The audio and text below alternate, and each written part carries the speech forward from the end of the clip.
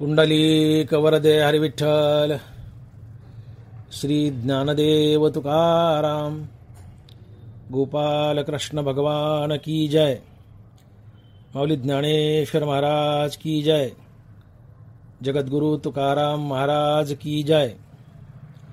मन करारे प्रसन्न सर्व सिद्धीचे कारण, मोक्ष अथवा बंधन सुख समाधान इच्छाते। मने प्रतिमा स्थापिली, मने मना पूजा केली, मने इच्छा पुरविली, मन माऊली सकळांची। मन गुरु आणि शिष्य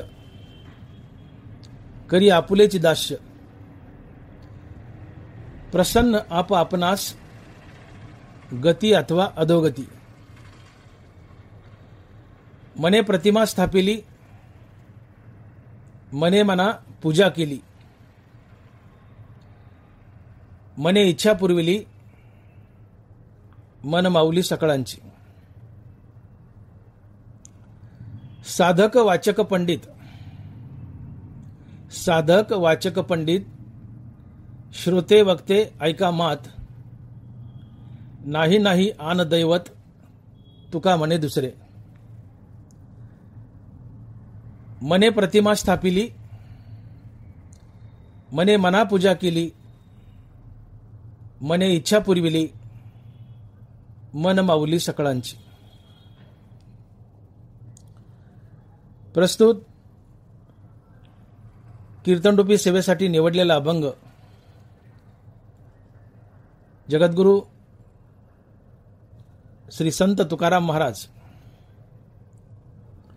यांचा 4 चरणाचा आणि मन प्रसन्न करून मुक्ती कशी मिळवावी हे सुचवणारा अभंग आहे।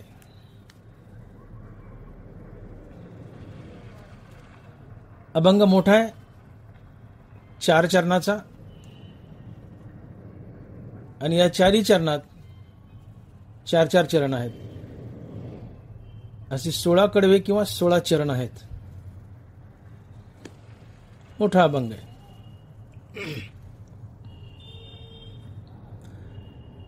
तुकोबाराय म्हणतात, मन करारे प्रसन्न सर्व सिद्धीचे कारण, मोक्ष अथवा बंधन सुख समाधान इच्छाते। मन करारे प्रसन्न सर्व सिद्धीचे कारण। महाराज म्हणतात, तुम्ही तुमचं मन प्रसन्न करा, मग काय होईल?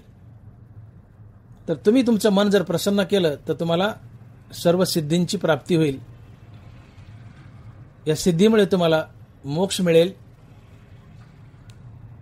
आणि मोक्षातून तुम्हाला पुढे आत्मसुख आणि समाधान मिळेल। आणि इथे महाराजांनी पर्याय टाकलाय, शेवटी इच्छा शब्द वापरलाय। सुख समाधान इच्छा ते तुमच्यावर सोडले महाराजांनी, तुमची इच्छा म्हणले, काय करायचं ठरवा। मन प्रसन्न केलं, सर्व सिद्धींची प्राप्ती होईल, मोक्ष मिळेल, त्यातून पुढे आत्मसुख आणि समाधान मिळेल। परंतु मन जर प्रसन्न केलं नाही, मन अप्रसन्न ठेवलं, मन अप्रसन्न ठेवलं तर तुम्ही संसार बंधनात अडकाल। मग मन प्रसन्न करून मुक्ती मिळवायची का मन अप्रसन्न ठेवून संसार बंधनात अडकायचं, हे ज्याचं त्यांनी ठरवावं। महाराजांनी तुमच्यावर सोडले। आणि म्हणून शेवटच्या चरणात महाराज म्हणतात की सुख समाधान इच्छाते। मन करारे प्रसन्न सर्व सिद्धीचे कारण, मोक्ष अथवा बंधन सुख समाधान इच्छाते। तुमची इच्छा म्हणले, मनाला प्रसन्न करून मुक्त व्हायचं का मनाला अप्रसन्न ठेवून संसार बंधनात अडकायचं, ही तुमची इच्छा, हे तुमच्यावर डिपेंड करतंय। काय करायचं ज्याचं त्यांनी ठरवावं।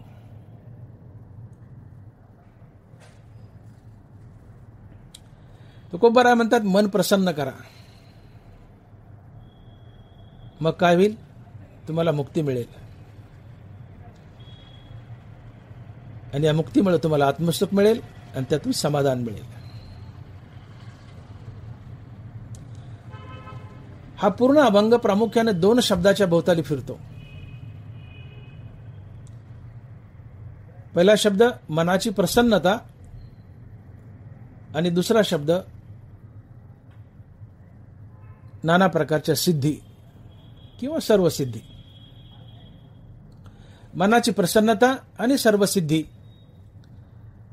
या 2 शब्दाच्या भोवतालीचा अभंग फिरतो. ही 2 शब्द अभंगाचा आत्मा आहे. आणि मग मन प्रसन्न केलं तर सर्व सिद्धीची प्राप्ती, त्यातून मोक्ष, त्यातून आत्मसुख आणि समाधान. तर अभंगाच्या प्रारंभी प्रामुख्याने विचार मांडायचा तो 2 गोष्टीचा.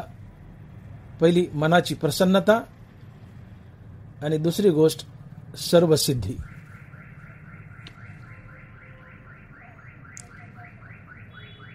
या सिद्धी किती आहेत आणि सिद्धी म्हणजे काय? नाथ महाराजांनी भागवतामध्ये एकूण 22 सिद्ध्या सांगितल्यात. त्यात 8 प्रमुख सिद्ध्या आहेत आणि त्यांना म्हणतात अष्टमहासिद्धी. अष्टमहासिद्धी. सिद्धी म्हणजे यश. सिद्धी म्हणजे तुम्हाला काही प्राप्त होणं. प्रामुख्याने सिद्धी या शब्दाचा अर्थ होतो यश. तुम्हाला कशातही यश मिळतं. मातीला हात लावलं सोनं होतं. काम सिद्धीस जाणं, कडीला जाणं, प्रत्येक कामात यश मिळणं ती सिद्धी असते. 8 अष्टमहासिद्धी आहेत. या 8 अष्टमहासिद्धी म्हणजे अनिमा, महिमा, लघिमा, गरिमा, प्राप्ती, प्राकाम्य, ईशित्व आणि वशित्व अशा 8 अष्टमहासिद्धी आहेत. अनिमा.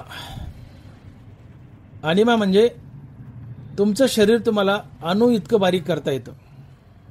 तुम्ही अदृश्य होता आणि कुठेही प्रवेश करता. महिमा. तुम्हाला तुमचं शरीर डोंगरा एवढं मोठं करता येतं, कितीही मोठं करता येतं, ती महिमा. लघिमा. तुम्हाला तुमचं शरीर एकदम हलकं करता येतं, पाचोळे इतकं, आणि तुम्ही आभाळात कुठेही उडू शकता. शरीर हलकं करणं ती लघिमा. गरिमा. तुम्हाला शरीर वजनदार करता येतं, वाटेल तेवढं वजनदार करता येतं, ती गरिमा. प्राप्ती. कशाची प्राप्ती? तुम्हाला हवं ते मिळतं. तुम्हाला जे मागाल ते मिळतं, जे करायचं ते करता येतं, कोणाच्या मनातलंही ओळखता येतं, ती प्राप्ती आहे. प्राकाम्य. प्राकाम्य इच्छापूर्ती. कसलीही इच्छा. जमिनीत घुसायचं, घुसता येतं, आभाळात उडायचं, उडता येतं, तुमची प्रत्येक इच्छा पूर्ण होते. ईशित्व. तुम्ही ईश्वर तुल्य बनता, ब्रह्मांडाचे शासक बनता. आणि वशित्व म्हणजे वश करणे, कुणालाही आपल्या वश करून घेणे, ते वशित्व. या अष्टमहासिद्धी आहेत, या प्रमुख आहेत. परंतु या अष्टमहासिद्धी संतांच्या चाकर असतात. तुकोबाराय बोलले, अष्टमहासिद्धी ओळंगती द्वारी, न वजती दुरी दवडिता. तुम्ही संत पदाला पोहोचले, तुम्हाला आत्मज्ञान झालं, मुक्तीवर भजनयुक्त झाले, अर्थात तुम्ही संत बनले की अष्टमहासिद्धी तुमच्या दारात तिष्ठत असतात, हात जोडून उभ्या असतात तुमची चाकरी करायला. तात्पर्य या अष्टमहासिद्धी संतांच्या चाकर असतात, नौकर असतात. अष्टमहासिद्धी ओळंगितीद्वारी, ओळखणे म्हणजे सेवा करणे. अष्टमहासिद्धी संतांची सेवा करतात. या अष्टमहासिद्धी सेवा करतात, परंतु या अष्टमहासिद्धी तुम्हाला मुक्ती मिळवून देऊ शकत नाहीत. तुम्हाला मुक्ती मिळवून देणारी एकच सिद्धी आहे आणि ती आहे नैष्कर्म्य सिद्धी, अर्थात वैराग्य सिद्धी.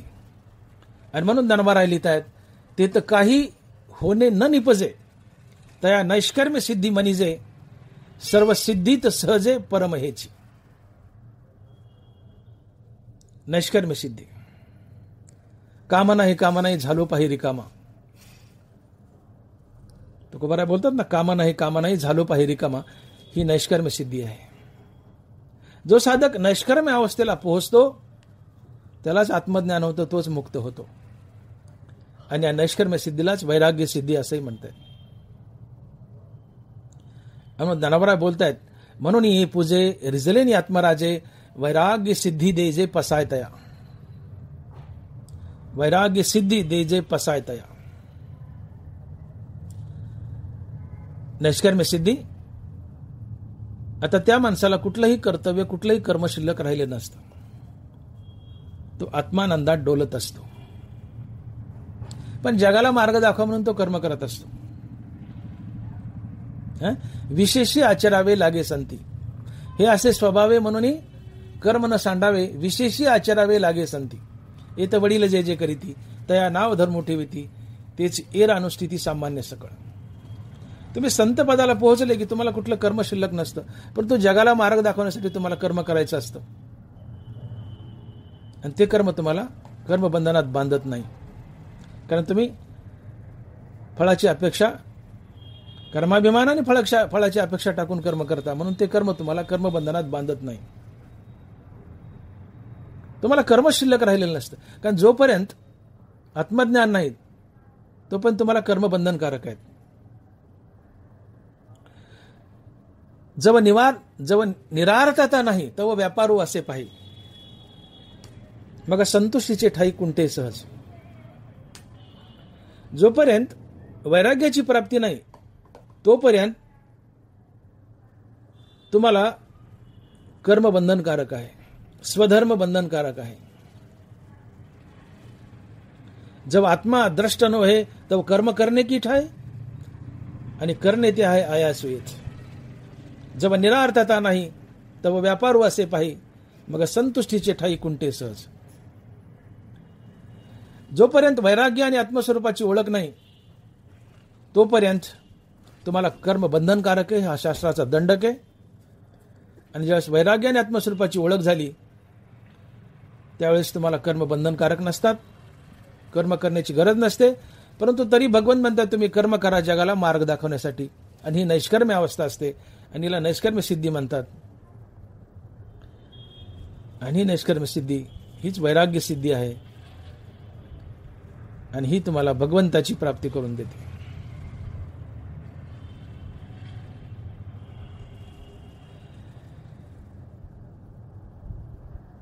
तुम्हाला आत्मज्ञान झालं रे झालं की तुमची कर्म गळून पडतात, तुम्हाला नैष्कर्म्य सिद्धी प्राप्त होते. हीच वैराग्य सिद्धी आहे, आणि या वैराग्य सिद्धीने देव भेटतो. आणि मग ज्ञानोबा बोलतायत, ते हे विषय वैराग्य जे आत्मलाभाचे भाग्य, याने ब्रह्मानंदा योग्य जीव होते. ते हे विषय वैराग्य जे आत्मलाभाचे भाग्य, याने ब्रह्मानंदा योग्य जीव होते. नैष्कर्म्य सिद्धीने अर्थात वैराग्य सिद्धीने तुम्हाला भगवंताची प्राप्ती होते, तुम्ही भगवंताच्या आत्मस्वरूपात विलीन होता. मग ज्ञानोबाने एक ठिकाणी बोललंय, तपोबळे रिद्धी पातलिया भ्रंशे बुद्धी, मग तया ते विरक्तता सिद्धी आठवेना. मनुष्य तप करू लागला की त्याला नाना प्रकारच्या सिद्ध्या आडव्या येतात आणि विषयात खेचून नेतात. तपोबळे रिद्धी पातलिया भ्रंशे बुद्धी, तप केलं की रिद्धी सिद्धी प्रसन्न होतात, त्या तुम्हाला विषयाकडे खेचून निघतात. आणि जी मुख्य विरक्तता सिद्धी आहे तिच्यापर्यंत तुम्हाला पोहोचू देत नाहीत, की ज्या विरक्तता सिद्धीने देव भेटतो. हनुमान माऊली म्हणतात की तपोबळे रिद्धी पातलिया भ्रंशे बुद्धी, जया ते विरक्तता सिद्धी आठवेना. साधक भगवंताच्या दिशेने निघाला की सहजासहजी तो भगवंताच्या दिशेने येऊ नये, भगवंतापर्यंत पोहोचू नये यासाठी भगवंताच्या रिद्धिसिद्धी आडव्या सोडतो आणि रिद्धिसिद्धीमध्ये तुम्हाला अडकून टाकतो, रिद्धिसिद्धी विषयामध्ये खेचून नेतात आणि तो साधक विरक्तता सिद्धीला विसरतो. ज्या विरक्तता सिद्धीने देव भेटतो मग त्या ते विरक्तता सिद्धी आठवेना. तात्पर्य मला सांगायचं आहे की एकूण 22 सिद्धी आहेत, त्यात 8 अष्टमहासिद्धी आहेत, परंतु या सर्व चाकर आहेत, या तुम्हाला मुक्ती मिळून देत नाहीत. तुम्हाला मुक्ती मिळून देणारी एकच सिद्धी आहे, ती आहे नैष्कर्म्य सिद्धी अर्थात विरक्तता सिद्धी. आणि ही विरक्तता सिद्धी कशाने मिळते हे तुकोबराय अभंगाच्या पहिल्या चरणात सांगतात आणि महाराज लिहित आहेत, मन करारे प्रसन्न सर्व सिद्धीचे कारण, मोक्ष अथवा बंधन सुख समाधान इच्छाते. मन करारे प्रसन्न सर्व सिद्धीचे कारण, मोक्ष अथवा बंधन सुख समाधान इच्छाते. महाराज म्हणतात फक्त नैष्कर्म्य सिद्धी विरक्तता सिद्धीच तुम्हाला भगवंताची प्राप्ती करून देते. मग ही विरक्तता सिद्धी मिळते कशानं? तर मनाच्या प्रसन्नतेनं.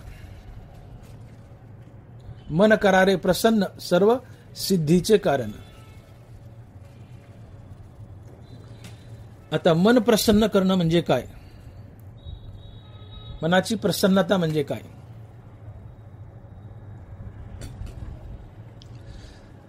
मन प्रसन्न केलं की तुमच्या जीवनात सगळ्या सिद्धी येतात आणि प्रामुख्याने विरक्तता सिद्धी येते, नैष्कर्म्य सिद्धी येते की जी भगवंताची प्राप्ती करून देते. मग हे मनाची प्रसन्नता म्हणजे काय? ढोबळमानानं आपण प्रसन्न या शब्दाचा अर्थ घेतो आनंदी राहणे, खुश राहणे. आपण बोलतो एकमेकांना, अरे वा फार प्रसन्न दिसायला लागले, आज चेहरा टवटवीत दिसतोय. तात्पर्य खुश राहणं, आनंदी राहणं, मजेत राहणं याला आपण प्रसन्नता म्हणतो. प्रसन्न म्हणजे आनंदी, खुश. हा एक ढोबळमानाने अर्थ झाला प्रसन्नतेचा. पण मला सांगा, तुम्ही खुश आहेत, आज आनंदी आहेत. तुकोबाराय म्हणतात की मन प्रसन्न झालं की विरक्तता सिद्धी मिळते, अर्थात वैराग्य सिद्धी मिळते की जिच्यामुळे देव भेटतो. मग तुम्ही आज खुश आहेत, आनंदी आहेत. मग एवढ्याशा आनंदाला आपण म्हणलं की मन प्रसन्न आहे, मग तुम्हाला देव भेटतो का? नाही भेटत. आणि म्हणून इथे तुकोबारायला प्रसन्न या शब्दाचा अर्थ एवढाच अपेक्षित नाहीये की एवढा की प्रसन्न म्हणजे खुश किंवा प्रसन्न म्हणजे आनंदी, एवढाच अर्थ तुकोबारायला अपेक्षित नाही. तर प्रसन्न या शब्दाचा अर्थ आनंद आणि खुशी यापेक्षा काही वेगळा असला पाहिजे. समजून घ्या. तुम्ही माझ्यासमोर आले, मी मला अरे फार आनंदी दिसायले, फार प्रसन्न दिसायला लागले. मग तुम्ही आनंदी आहात, प्रसन्न आहात, मग तुम्हाला देव भेटतो का? वैराग्य सिद्धी मिळते का? साध्या प्रसन्नतेने, साध्या खुशीने, साध्या आनंदाने नाही मिळत. मग नुसतं आनंद किंवा खुश राहणं एवढाच अर्थ प्रसन्न या शब्दाचा होत नाही. एवढाच अर्थ प्रसन्न या शब्दाचा होत नाही. तर प्रसन्न या शब्दाचा अर्थ आणखीन काय वेगळा असला पाहिजे. मग मनाची प्रसन्नता अर्थात प्रसन्न म्हणजे काय? तर प्र म्हणजे चांगलं आणि सन्न म्हणजे स्थिर. सन्न म्हणजे स्थिर, स्तब्ध, शांत, मौन. सन्न शब्दाचा अर्थ घ्या. प्रसन्न, प्र म्हणजे चांगलं, प्र म्हणजे चांगलं आणि सन्न म्हणजे स्थिर, स्तब्ध, शांत, मौन. थोडक्यात प्रसन्न या शब्दाचा अर्थ होतो मनाची स्थिरता. मनाची प्रसन्नता म्हणजे मनाची स्थिरता. काय सन्न म्हणजे स्थिर आणि या सन्नापासून सन्नाटा. तुम्हाला शोले पिक्चरचा डायलॉग जर आठवत असेल इमाम साहेबचा, ते एके हंगल साहेब म्हणतात, एके हंगल त्यांचं नाव इमाम साहेब आहे त्या पिक्चरमध्ये, शोलेमध्ये. त्या इमाम साहेबचा मुलगा वारलेला असतो, अहमद नाव असतं त्याचं, सचिन पिळगावकर. तो अहमद असतो आणि एके हँगल इमाम साहेब असतात. आणि तो अहमद वारलेला असतो, गब्बरच्या डाकूने मारलेला असतो. आणि त्याचं प्रेत आल्यानंतर तिथं अतिशय शांती असते. तेव्हाच इमाम साहेब एक डायलॉग मारतात की ज्या डायलॉगवर खरोखर पिक्चर उठलेला आहे. गब्बरचे डायलॉग तर प्रसिद्ध आहेत, पण इमाम साहेबचा हा डायलॉग एकच शब्द, एकच वाक्य, पण या एका वाक्यावर शोले पिक्चर उठलेला आहे. गब्बरच्या डायलॉगवर तर उठलाय, पण इमाम साहेबच्या एका वाक्यावर सुद्धा हा पिक्चर उठलेला आहे. इमाम साहेब काय म्हणतात? एके हंगल इमाम साहब काय म्हणतात? अरे भाई इतना सन्नाटा क्यों छाया है, अरे भाई इतना सन्नाटा क्यों छाया है. तेवढ्यात त्यांना कोणीतरी सांगतं की इमाम साहब तुमचा मुलगा अहमद वारलाय. त्यावेळेस इमाम साहेबाच्या तोंडून एक वाक्य निघतं, जानते हो दुनिया में सबसे बड़ा बोझ क्या है, जानते हो दुनिया में सबसे बड़ा बोझ क्या है, बाप के कंधे पे बेटे का जनाजा, ये दुनिया का सबसे बड़ा बोझ है.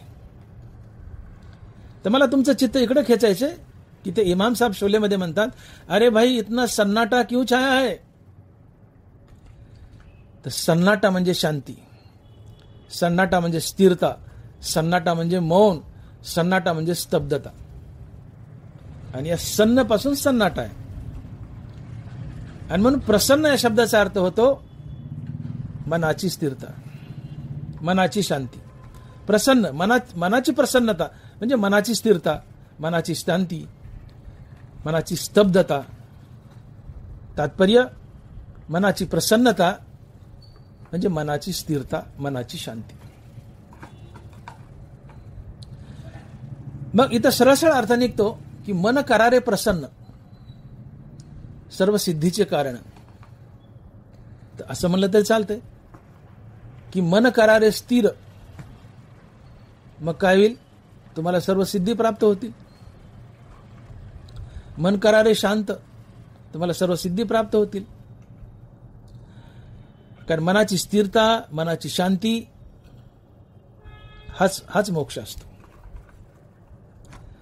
मनाची स्थिरता हीच मुक्ती आहे.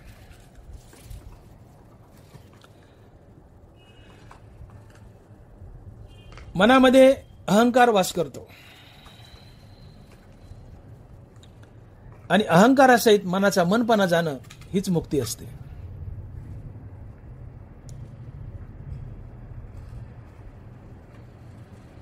मुक्तीच्या या तिन्ही महासंतानं केलेल्या व्याख्या सारख्याच आहेत. तुकोबाराय बोलले, अहंकार गेला तुका मने देव झाला. अहंकार जाणं, मनाचा मनपणा नाहीसं होणं हाच मोक्ष आहे. ज्ञानोबा हेच बोलतायत, तैसे मनपण मुद्दल जाय मग अहम भावाधिक के आहे, म्हणून शरीरेची ब्रह्म होय अनुभव येतो. तैसे मनपण मुद्दल जाय मग अहम भावाधिक के आहे, मनच मुद्दल गेलंय तर मनात वास करणारा अहंकार कशाला राहील मग? जशी गरोदर बाई मेली तर तिच्या पोटात वास करणारा गर्भ आपाप मरतो, त्याला वेगळं मारावं लागत नाही. तसं मन मेलं की मनाच्या पोटात वास करणारा अहंकार आपाप मरतो. अहंकार मनात वास करतो. मग तसे मनपण मुद्दल जाय मग अहमभावाधिक की आहे, आणि मनच मुद्दल गेलंय तर अहंकार कशाला शिल्लक राहील? आणि अहंकारासहित मनाचा मनपणा नाहीसा होणं हाच मोक्ष असतो. ज्ञानोबा तसे मनपण मुद्दल जाय मग अहमभावाधिक की आहे, म्हणून शरीरेची ब्रह्म होय अनुभव येतो. अहंकारासहित मनाचा मनपणा नाहीसा होणं हाच मोक्ष आहे. नाथ महाराज हीच व्याख्या सांगतात. देहांतेचे दडपण त्याची बद्धतेचे लक्षण, देहांतेचे निरसन मुक्तता जाण नावतय. देहांता धरून ठेवणं हे बंधन आहे आणि देहांता जाणं ही मुक्ती आहे. देहांतेचे निरसन मुक्तता जाण नावतय. निरसन म्हणजे जाणे, देहांता जाणे हीच मुक्ती आहे. आणि म्हणून अहंकारासहित मनाचा मनपणा नाहीसा होणं हाच मोक्ष असतो. आणि म्हणून एक सिद्धांत आहे की जी वस्तू जिथून निघाली ती तिथंच परत येऊन टेकल्यानंतर स्थिरावत असते. हा शास्त्र सिद्धांत आहे. तुकोबारा याची साक्ष देतात. महाराज लिहितायत, क्षराला सागर गंगा ओघी मिळे, आपणची खेळे आपणच. उन्हाळ्यामध्ये सूर्याच्या प्रखर उष्णतेने समुद्राचं पाणी वाफ्याच्या रूपात शोषून घेतलं जातं. ती वाफ उंच आकाशात जाते, तिचे ढग बनतात आणि त्या ढगाला थंड हवा लागली की पाऊस पडतो.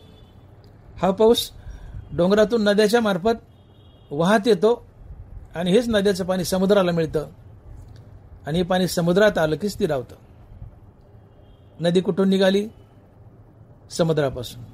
कुठं आल्यावर स्थिर आली? समुद्रात. नदी डोंगरातून निघत नाही, आपली चुकीची कल्पना आहे. तुम्हाला जर कोणी विचारलं नदी कुठून निघते, आपण म्हणतो डोंगरातून. नाही, नदी समुद्रातून निघते. कारण समुद्राच्या पाण्याची वाफ बनते सूर्याच्या उष्णतेने, ती वाफ वर जाते आकाशात, कालांतराने तिचे ढग बनतात, त्याला थंड हवा लागले की पाऊस पडतो. हे पावसाचं पाणी डोंगरातून वाहत येतं, नद्याच्या माध्यमातून समुद्राला पुन्हा मिळतं. म्हणजे नदी अर्थात पाणी समुद्रापासून निघालं आणि हीच नदी समुद्रात आल्यानंतर स्थिरावली. नदी कुठून निघाली? नदी कुठून निघाली? समुद्रातून. कुठं आल्यावर स्थिर आली? समुद्रात. तर मन भगवंतापासून निघतं आणि परत येऊन भगवंताला भेटतं आणि भगवंतात कायमचं स्थिरावतं. ही मनाची अत्यंतिक निवृत्ती असते आणि हाच मोक्ष असतो आणि ही मनाची स्थिरता असते आणि यालाच म्हणतात मन करारे प्रसन्न. मन करारे प्रसन्न म्हणजे मनाची स्थिरता. तुम्ही पंढरपूरला गेलायत, घाई मध्ये गेलायत, दर्शन घेतलं, बस पकडली, बसनी आले, जाताना घाई येताना घाई, चला चला चला पंढरपूरला जायचंय, घाईत गेले, दर्शन घेतलं, चला चला गाडी पकडायची, गाडी पकडली, परत आले, घरी आले, पिशवी टेकली, बसले, तुम्ही स्थिरावले. तुम्ही घरून निघाले, पंढरीला जाऊन परत घरी आले तेव्हा तुम्ही स्थिरावले. मध्ये तुम्ही कुठं स्थिरावू शकत नाही. चला चला चला दर्शन घ्यायचे, चला चला चला चला स्नान करायचे चंद्रभागेचं, चला चला चला चला नगर प्रदक्षिणा करायची, चला चला बस पकडायची, चला चला घरी जायचंय, घरी आले स्थिरावले. तुकोबारा हे सांगता, क्षराला सागर गंगा ओघी मिळे, आपणची खेळे आपणा माझी. नदी समुद्रापासून निघते आणि परत समुद्राला येऊन भेटल्यानंतर कायमची स्थिरावते. तसं मन भगवंतापासून निघतं आणि परत येऊन भगवंतात कायमचं स्थिरावतं. याला मनाची अत्यंतिक निवृत्ती म्हणतात आणि मनाची अत्यंतिक निवृत्ती हीच मुक्ती असते आणि हेच मनाचं स्थिरावणं असतं आणि मनाचं स्थिरावणं हीच मनाची प्रसन्नता असते. आणि म्हणून मन हा देव आहे. मन देव आहे. ज्ञानोबाराची साक्ष देत आहेत, कारण मन भगवंतापासून निघाले, मन देव आहे. तुम्ही शरीराचं डिसेक्शन करा, चिरफाड करा शरीराची. तुम्ही म्हणले लिव्हर काढून दाखवा, स्प्लीन काढून दाखवा, पॅंक्रियास काढून दाखवा, हार्ट काढून दाखवा, लंग दाखवा, आम्ही सगळे अवयव काढून दाखवू शकतो. पण तुम्ही म्हणाले मन काढून दाखवा, तर मन काढून दाखवता येत नाही. का? मन अदृश्य आहे. मन अदृश्य आहे, मन दिसत नाही. का? मन देव आहे. देव गुप्त आहे, मनही गुप्त आहे, म्हणून मन देव आहे. जे दिसत नाही ते देव असतं. देव शहरात राहतो पण चोरून राहतो. धरीला पंढरीचा चोर, गळा बांधून या दोर. सगळ्यांच्या चोरून राहतो पण दिसत नाही, तो पंढरीचा चोर आहे. देव शहरात राहतो. तशा हृदया माझी मी रामू, हृदयात राम राहतो पण दिसत नाही आणि त्याला पाहण्यासाठी परमार्थ असतो. तो हृदयात आहे, दिसत नाही, त्याला पाहण्यासाठी परमार्थ आहे, आटापिटा आहे, साधन आहे. देव अदृश्य, मन अदृश्य. जे अदृश्य असतं ते देव असतं. देव अदृश्य, देव दिसत नाही. मन अदृश्य, मनही दिसत नाही, म्हणून मन देव आहे. याची साक्ष ज्ञानोबा देत आहेत, माऊली लिहित आहेत. भगवंत अर्जुनाला सांगतात विभूतीमध्ये, ज्ञानोबा लिहित आहेत, इंद्रिया माझी अकरावे ते मन मी जाणावे, भूता माझी स्वभावे चेतनामी. इंद्रिया माझी अकरावे ते मन मी जाणावे, भूता माझी स्वभावे चेतनामी. 10 इंद्रिय, 5 कर्मेंद्रिय, 5 ज्ञानेंद्रिय आणि 11 एक इंद्रिय ते मन आहे. ते मन मी आहे.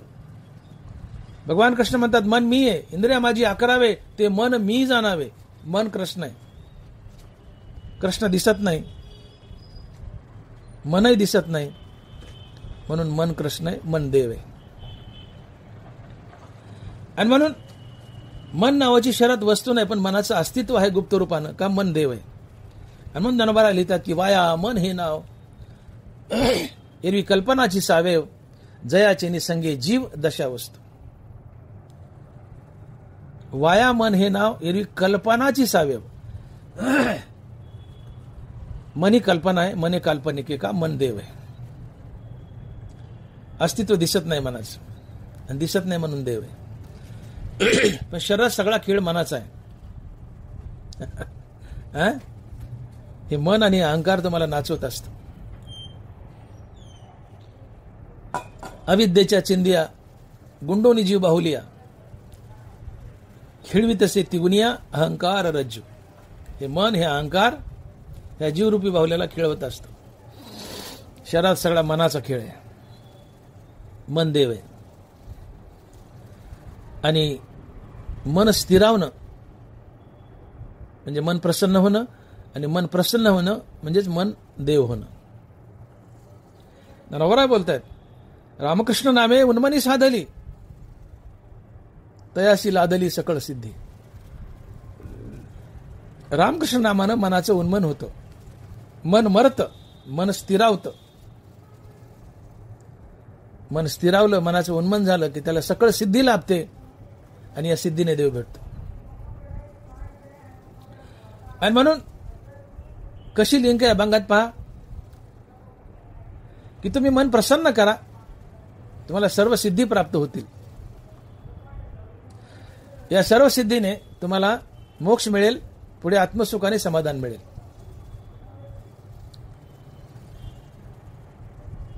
आता ही सिद्धी म्हणजे वैराग्य सिद्धी. वैराग्य सिद्धीने देव भेटतो. मग ही वैराग्य सिद्धी प्रसन्न मनाने मिळते. मग हे मन प्रसन्न कशानं करायचं? प्रसन्न मनाने वैराग्य सिद्धी भेटते, वैराग्य सिद्धीने देव भेटतो, पण हे मन प्रसन्न कशानं करायचं? तर मन प्रसन्न करणं म्हणजे स्थिर करणं, त्याला निववणं, त्याला थंड करणं. मन अतिशय तप्त आहे, अतिशय हॉट आहे, हे सतत बाहेर धावत असतं. आशय ते वाढवी, इच्छे ते चढवी, पाठी पूर्वी भयागता. द्वैत जेत उठी, अविद्या जेने लाठी. मनात सातत्यानं नाना प्रकारच्या इच्छा उठत असतात, आणि इच्छेच्या पाठीमागं मन धावतं. ते क्षणभर स्थिर नसतं, दाई दिशेला हिंडत असते, अतिशय चंचल आहे, माकडापेक्षा जास्त चंचल आहे. असं म्हणतात की माकडाला दारू पाजली, माकड मूळच चंचल, त्याला दारू पाजली, ते किती चंचल होईल. पुन्हा त्या माकडाला विंचू चावला, ते किती चंचल होईल. दारू पाजलेला आणि विंचू चावलेला माकड जेवढं चंचल होईल, त्याच्यापेक्षा हजारो पटीने चंचल मन आहे.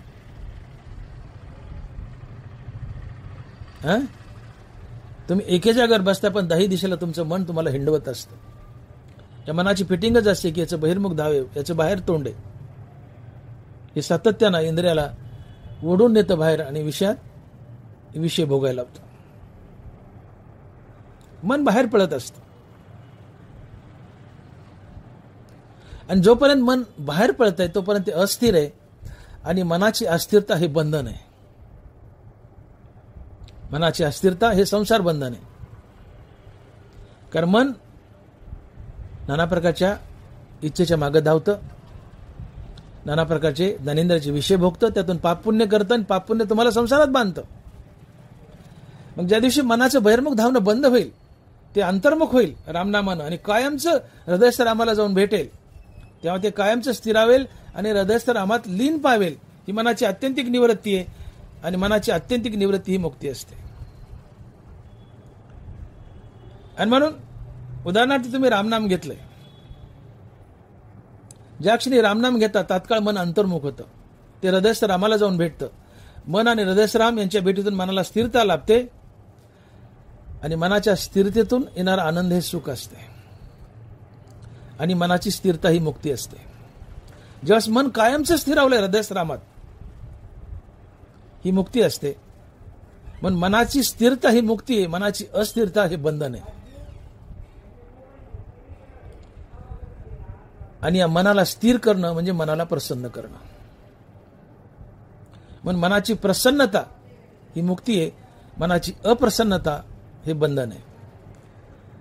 आणि प्रसन्नता म्हणजे स्थिरता. पण मनाची प्रसन्नता, मनाची स्थिरता म्हणजे मुक्ती. मनाची अप्रसन्नता आणि मनाची अस्थिरता हे बंधन आहे. मग या मनाला प्रसन्न किंवा स्थिर कशानं करायचं? त्याला एकच साधन आहे, ते हे रामनाम. नाम घेता मन निवे, जिवे अमृतची स्त्रवे, होता अति शकून बरवे लाभांची. तुकोबर आहे. नाम घेता मन निवे, मनाचं निवणं म्हणजे मनाला स्थिर करणं. मन गरम आहे, तपतय, हॉट आहे, बाहेर पळतय, अस्थिर आहे, त्याला स्थिर करायचंय अथवा निववायचंय, थंड करायचंय, तर एकच औषध आहे रामनाम. नाम घेता मन निवे, जिवे अमृतची स्त्रवे, होता ती शकून बरवे लाभांची. रामनामानं मन निवतं. उदाहरणार्थ तुम्ही आता काळ बदललाय, बाथरूम मध्येच नळ आलेत. जुन्या काळी नाहण्या असायच्या, मोऱ्या म्हणायचे त्याला. चौकाचा वाडा असेल तर गंगाळात आंघोळीला पाणी घ्यायचे. आणि एखाद्या चुकून जर बायकोनी खूप गरम पाणी टाकलं कडक, आणि नवरा आंघोळीला बसला, तर ते पाणी एवढं गरम असतं, अंगावर घेतलं तर फोडं येतील, इतकं कडक असतं. मग नवरा बायकोला आवाज देतो, म्हणतो अगं जरी यात इसन टाक ग, म्हणजे गार पाणी आण आणि त्या गरम पाण्यात वत, म्हणजे ते पाणी आंघोळीला योग्य होईल. का? तर पाणी गरम आहे, अंगावर घेण्यास योग्य नाही. मग त्यात गार पाण्याचं इसन टाकलं म्हणजे पाणी निवलं. गरम पाण्यात गार पाणी टाकलं, पाणी निवलं. पाणी कशाने निवलं? गार पाण्याने, इसन टाकल्याने. तसं मन निवतं कशाने? हरिनामाने. नाम घेता मन निवे, हरिनामानं मन निवतं. आणि मनाचं निवणं म्हणजे मन स्थिरावणं, आणि मनाचं स्थिरावणं म्हणजे मन प्रसन्न होणं.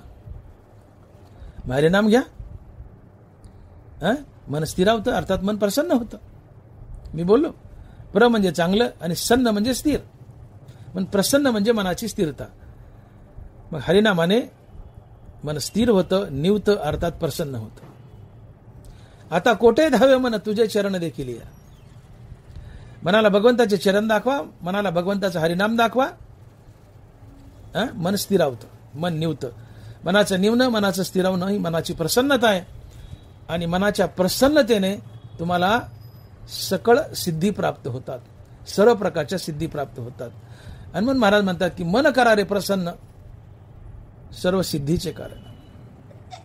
बरोबर आहे बोलले की रामकृष्ण नामे उन्मनी साधली, तयासी लाधली सकळ सिद्धी. रामकृष्ण नामानं मनाचं उन्मन होतं, मन मरतं. मनाचं उन्मन, मनाची तुरी अवस्था म्हणजे मन मरणं. आणि म्हणून मनाचं जिवंत असणं हेच बंधन आहे, आणि मनाचं मरणं हीच मुक्ती आहे. ज्या दिवशी तुमचं मन मरेल तुम्ही मुक्त झाले. आणि जोपर्यंत मन जिवंत आहे तोपर्यंत तुम्ही संसार बंधनात अडकले. आणि म्हणून मन मारा, मन रामनामानं मरतं. मन मरणं ही मनाची स्थिरता आहे, मनाची स्थिरता ही प्रसन्नता आहे. आणि या प्रसन्नतेने तुम्हाला सर्व सिद्धी मिळतात, आणि या सर्व सिद्धीने तुम्हाला देव भेटतो, मुक्ती मिळते. आणि म्हणून ज्यावेळेस तुमचं मन स्थिरावलंय, मन निवलंय, अर्थात ते भगवंताच्या आत्मस्वरूपात लीन झाले, तिथे त्याची अत्यंतिक निवृत्ती झाली. इथं तुमचं मन प्रसन्न झालेलं असते, इथं तुमचं मन प्रसन्न झालेलं असते.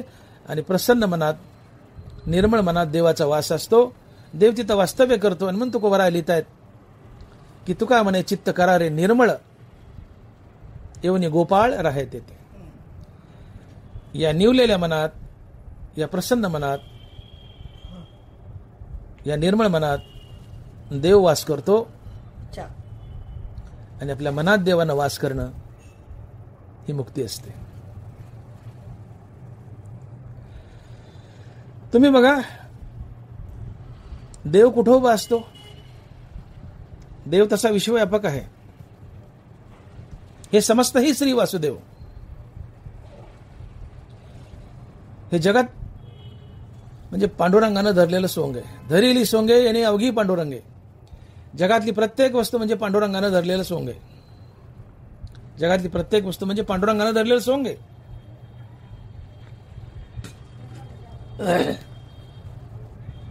जगातली प्रत्येक वस्तू पांडुरंग आहे. विठ्ठल जळी स्थळी भरला, रीता ठाव नाही उरला. तुका म्हणे अनु तुझ बिन नाही. जगातली प्रत्येक वस्तू नर नारी बाळे अवघा नारायण ऐसे माझे मन करी देवा. तुकोबर आहे. जगातली प्रत्येक वस्तू हा देव आहे. परंतु तरीही देव पूर्ण शक्तीनिशी दोन ठिकाणी उभा असतो. जग तर देवानंच व्यापले, विश्व देवानंच व्यापले, पण तरीही देव पूर्ण ताकदीनिशी दोन ठिकाणी उभा असतो. आणि ती दोन ठिकाणं म्हणजे नीती आणि भक्ती. देव नीतीपाशी उभा आहे, देव भक्तीपाशी उभा आहे. तुम्ही नीती हा शब्द फोडा. न अधिक इति बरोबर नीती. न म्हणजे नाही, इति म्हणजे शेवट. जिला कधीच शेवट नाही ती नीती, आणि जिला कधीच शेवट नाही तो परमात्मा असतो. मग नीती हा परमात्मा आहे आणि परमात्मा ही नीती आहे. आणि म्हणून नाथ महाराज भागवतात बोलतायत की ते नीतीची नीती मी श्रीपती जान निश्चिती उद्धवा. भगवंत नीती आहे, नीती भगवंत आहे. भगवंत नीतीपाशी उभा आहे, भगवंत भक्तीपाशी उभा आहे. माझे भक्त गाती जिथे नारदा मी उभा तिथे. एक वेळी मी वैकुंठी नसे, भानुबिंबीही न दिसे, वरी योगी यांची मानसे उमरडोनी जाय. परी तयापाशी पांडवा मी हरपला गिवन सावा, जेत नाम घोषू बरवा करीत येते माझा. भगवंत अर्जुनाला म्हणतात की अर्जुना तुला जर कधी वाटलं की कृष्ण हरपलाय त्याला शोधायचंय, तर तुला मी एक कायमचा पत्ता सांगतो की मी एक वेळेस वैकुंठात नसेल, योग्याच्या ध्यानात नसेल, सूर्याच्या तेजात नसेल, पण तिथं मात्र जरूर असेल की जिथं माझं जय राम कृष्ण हरी भजन चालू आहे. माझी भक्त गाती जिथे नारदा मी उभा तिथे. देव आपल्या नामापाशी तिष्ठत उभा असतो, काठी घेऊन उभा असतो. तात्पर्य देव आपल्या नामापाशी उभा असतो. देव नीतीपाशी उभा आहे, देव भक्तीपाशी उभा आहे. अर्थात देव नामापाशी उभा आहे. मग तुम्ही निरंतर रामनाम घेतायत, हा राम त्याच्या नामाजवळ उभा आहे. आणि जिथं राम उभा आहे, जिथं कृष्ण उभा आहे, तिथं लक्ष्मी, रिद्धी, सिद्धी, जय, विजय, मोक्ष हे सगळे चाकर हात जोडून उभे असतात. हात जोडून उभे असतात. मी काय बोलतोय की तुम्ही मन प्रसन्न केलं की तिथं सर्व सिद्धी आपोआप चालत येतात. तुकोबाराय चरणात काय म्हणतात, पहिल्या की तुम्ही मन प्रसन्न करा, तुम्हाला सगळ्या सिद्धी प्राप्त होतील, सर्व सिद्धी प्राप्त होतील. तर मन प्रसन्न करणं आणि सर्व सिद्धी प्राप्त होणं याचा अर्थार्थी संबंध काय? तर तुम्ही मन प्रसन्न करतायत, मन प्रसन्न हरिनामानं होतं. नाम घेता मन निवे, है ना. मन निवणं, मनाचं स्थिरावणं ही मनाची प्रसन्नता आहे. मग हरिनामानं मन प्रसन्न होतं. आणि मग ज्यावेळेस तुम्ही हरिनाम घेतायत त्या हरिनामाजवळ देव उभा असतो. आणि जिथं देव उभा आहे तिथं लक्ष्मी, रिद्धी, सिद्धी, जय, विजय, मोक्ष हे सगळे चाकर हात जोडून उभे असतात. आणि म्हणून जिथं हरिनाम तिथं कृष्ण, आणि जिथं कृष्ण तिथं सिद्धी वास करते. आणि मग ज्ञानोबा लिहित आहेत की जे बाही उभा तो लक्ष्मीचा वल्लभा, ते तर सर्व सिद्धी स्वयंभा एरमी नेने. कृष्ण विजय स्वरूप निजांगे, तो राहिला असे जेने भागे, तो जयो लाग वेगे तेथेची असे. तसे सकळ पुरुषार्थ जेने स्वामी का सनाथ, तो श्रीकृष्ण राव जेथ तिथ लक्ष्मी. मोक्ष दुराद्यू कीर होय, परी तोही आराधे तुझे पाय, धाडीसी तेथ जाय पायको जैसा. जिथं कृष्णनाम, जिथं कृष्णनाम तिथं कृष्ण उभा, जिथं कृष्ण उभा तिथं लक्ष्मी, रिद्धी, सिद्धी, जय, विजय, मोक्ष हे सगळे चाकर हात जोडून उभे असतात. आजचा मुद्दा आहे सिद्धीचा. तर सिद्धी कुठं वास करते? या सर्व सिद्धी कुठं वास करतात? जे बाई उभा तो लक्ष्मीचा वल्लभा, ते तर सर्व सिद्धी स्वयंभा एरमी नेने. जिथं कृष्णनाम तिथं कृष्ण, आणि जिथं कृष्ण तिथं सर्व सिद्धी हात जोडून उभे असतात. आणि मग तुम्ही हरिनाम घेतायत, हरिनामानं मन स्थिरावलंय, मन प्रसन्न झालंय. अशा प्रसन्न मनात कृष्णाचा वास असतो, आणि जिथं कृष्णाचा वास असतो तिथं सर्व सिद्धीचा वास असतो. आणि मग तुम्ही मन प्रसन्न केलं, सर्व सिद्धी तुमच्या जीवनात आल्या. आणि म्हणून महाराज म्हणतात, मन करारे प्रसन्न सर्व सिद्धीचे कारण. मराठी समजते ना? मन प्रसन्न केल्यानंतर सर्व सिद्धी जीवनात येतात. याचा अर्थार्थी संबंध काय? तर मन प्रसन्न होतं हरिनामानं. मनाची प्रसन्नता म्हणजे मनाचं निवण, मनाची स्थिरता, मनाची शुद्धी, मनाचा निर्मळपणा. तर मन प्रसन्न करणं म्हणजे मन स्थिरावणं, मन निर्मळ होणं. तुम्ही रामनाम घेतायत, या रामनामाजवळ राम उभा आहे. जिथं राम उभा आहे तिथं सर्व सिद्धी आपोआप चालत येतात. का? सिद्धी भगवान कृष्णाच्या, रामाच्या पायाच्या दासी आहेत, चाकर आहे. आणि म्हणताना महाराज बोलतात की जे बाई उभा तो लक्ष्मीचा वल्लभा, ते तर सर्व सिद्धी स्वयंभा एरमी नेने. स्वयंभा म्हणजे आपोआप, न बोलवता. का? तर लक्ष्मी, रिद्धी, सिद्धी, जय, विजय आणि मोक्ष हे सगळे भगवान श्रीकृष्णाच्या पायाचे चाकर आहेत. म्हणून मी बोलून गेलो, तैसे सकळ पुरुषार्थ जेने स्वामी का सनात, तो श्रीकृष्ण राव जय ते तर लक्ष्मी. जिथं कृष्ण आहे तिथं लक्ष्मी आहे. कृष्ण विजय स्वरूप निजांगे, तो राहिला असे जेने भागे, तो जयो लाग वेगे ते त्याचे असे. कृष्ण मूळचाच विजय स्वरूप आहे. जिथं कृष्ण उभा आहे तिथं विजय उभा आहे, जय उभा आहे. जे बाई उभा तो लक्ष्मी याचा वल्लभा, ते तर सर्व सिद्धी स्वयंभा एरमी नेने. जिथं कृष्ण उभा आहे तिथं रिद्धी सिद्धी उभ्या आहेत. जिथं कृष्ण उभा आहे तिथं मोक्ष बी उभा आहे. मोक्ष दुराद्वी कीर होय परी तोय आराधी तुझे पाय, धाडीसी तिथे जाय पायकू जैसा. मोक्ष भगवान कृष्णाचे पायाचा आराध्य करतो, म्हणजे सेवा करतो, चाकरी करतो. मोक्ष भगवान कृष्णाच्या पायाचा चाकर आहे. आणि मग जिथे हरिनाम तिथे कृष्ण, जिथे कृष्ण तिथे लक्ष्मी, जय, विजय, रिद्धी, सिद्धी आणि मोक्ष हे सगळे चाकर हात जोडून उभे असतात. आजचा मुद्दा आहे सिद्धीचा, सर्व सिद्धी. तर जिथं हरिनाम तिथं कृष्ण, अर्थात जिथं कृष्ण नाम तिथं कृष्ण, जिथं कृष्ण तिथं सर्व सिद्धी हात जोडून उभे असतात. का? तर या सगळ्या सिद्धी भगवान कृष्णाच्या पायाच्या चाकर आहेत. आणि म्हणून मन प्रसन्न करणं म्हणजे मन स्थिर करणं. हे मन प्रसन्न आणि स्थिर हरिनामानं होतं. आणि मग मन प्रसन्न झालं, अर्थात ज्या मनात हरिनाम वास करत आहे तिथं कृष्ण वास करतो, आणि जिथं कृष्ण वास करतो तिथं सर्व सिद्धी आपोआप चालत येतात. आणि म्हणून महाराज म्हणतात की मन करारे प्रसन्न सर्व सिद्धीचे कारण. आणि हा अर्थार्थी संबंध आहे की मन प्रसन्न झालं की सर्व सिद्धी जीवनात आपोआप का चालत येतात. का? तर मनानं, हरिनामानं मनाची प्रसन्नता, हरिनामानं मनाची स्थिरता, हरिनामानं मनाचं निवणं. नाम घेता मन निवे. हरिनामानं मन निवतं, मन स्थिर होतं, अर्थात प्रसन्न होतं. मग त्या प्रसन्न मनात हरिनामाचा वास आहे. जिथं हरिनाम तिथं कृष्ण आहे, जिथं कृष्ण आहे तिथं सर्व सिद्धी हात जोडून उभे असतात. म्हणून जे बाई उभा तो लक्ष्मी याचा वल्लभा, तिथं सर्व सिद्धी स्वयंभा एरमी नेने. आणि म्हणून जिथं प्रसन्न मन आहे तिथं सर्व सिद्धी आपोआप येतात. या सर्व सिद्धीमध्ये विरक्तता सिद्धी ही सर्वात मोठी सिद्धी आहे. आणि या नैष्कर्म सिद्धीने, अर्थात विरक्तता सिद्धीने तुम्हाला मोक्ष मिळतो.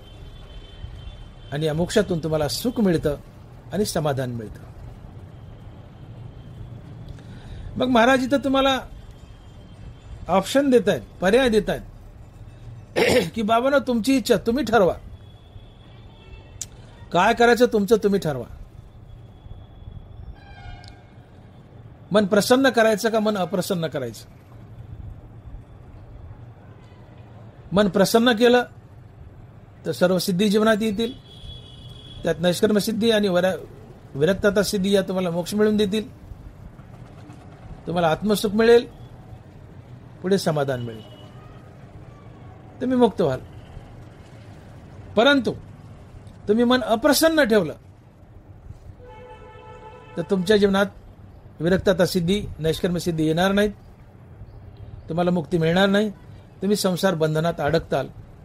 मग तुमचं तुम्ही ठरवा, मन प्रसन्न करायचं का मन अप्रसन्न ठेवायचं. आणि म्हणून शाने व्हा, जागे व्हा, हरिनाम घ्या, मन स्थिर करा. मनाची स्थिरता हीच मनाची प्रसन्नता आहे. आणि मन प्रसन्न झालं की सर्व सिद्धी जीवनात येतील.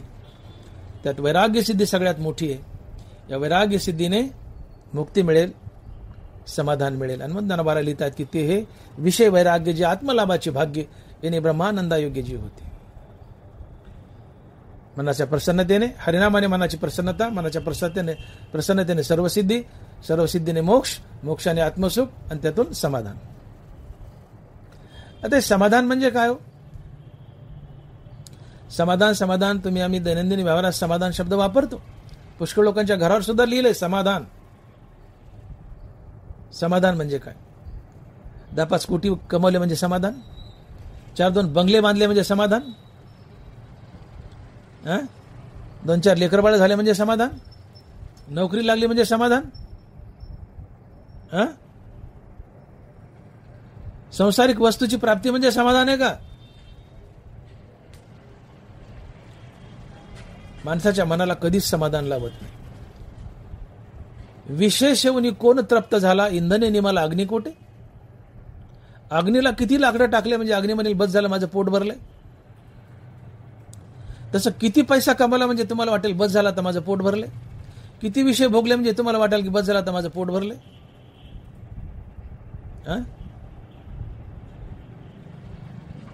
अहो 1 कोटीचे 2 कोटी, 2चे 4, 4चे 8, 8चे 16 अगणित. इच्छेला तळ नसतो. धनवानाला धनाचा लोभ असतो. भर्तृहरी महाराजाचं शल्य. किती पैसा मिळाला म्हणजे तुम्ही म्हणताल बस आता मला ढेकर आला बस. याला शेवट नाही. इच्छेला तळ नसतो, इच्छेला शेवट नसतो. किती पैसा मिळाला म्हणजे तृप्त झाला, याला शेवट नाही. मिळावाच वाटतो. आणि याला तुम्ही समाधान म्हणता? असमाधान आहे. मी बोललो विशेष येऊन कोण तृप्त झाला, इंधने निमाला अग्निकोटे. अग्नीला किती लाकडं टाका, अग्नी टाकाच म्हणतो, त्याचं पोट भरत नाही. तसं किती पैसा मिळवा, किती वस्तू मिळवा, अजून मिळावेच वाटतात, तुमचं पोट भरत नाही. हे असमाधान आहे. म्हणून पैशाची प्राप्ती हे समाधान नाही, मुलाबाळाची प्राप्ती समाधान नाहीये, 10-5 घरं बांधणं हे समाधान नाहीये, नोकऱ्या मिळवणं हे समाधान नाहीये. समाधान काय आहे मग? तर चित्ताची एक अविचल अवस्था म्हणजे समाधान. मनाची कायमची स्थिरता म्हणजे समाधान. मन आत्मस्वरूपी कायमचं लीन होणं म्हणजे समाधान. आणि मग ज्ञानोबाची साक्ष देतात आणि माऊली लिहितायत गुरु तेथ ज्ञान, ज्ञानी आत्मदर्शन, दर्शनी समाधान अति जैसे. नीट ऐका होई. गुरु तेथ ज्ञान, ज्ञानी आत्मदर्शन, दर्शनी समाधान अति जैसे. जिथं श्रीगुरु आहे तिथं आत्मज्ञान आहे, जिथं आत्मज्ञान आहे तिथंच समाधान आहे. आणि जो आत्मज्ञानी असतो तो संत असतो. म्हणून समाधान फक्त संतांनाच लाभतं, इतर कोणालाही नाही, साधारण जीवाला कधीच नाही. कारण समाधान म्हणजे मनाची एक कायमची अविचल अवस्था, मनाची कायमची स्थिरता, मनाचं आत्मस्वरूपात कायमचं लीन होणं, मनाची आत्यंतिक निवृत्ती होणं म्हणजे समाधान.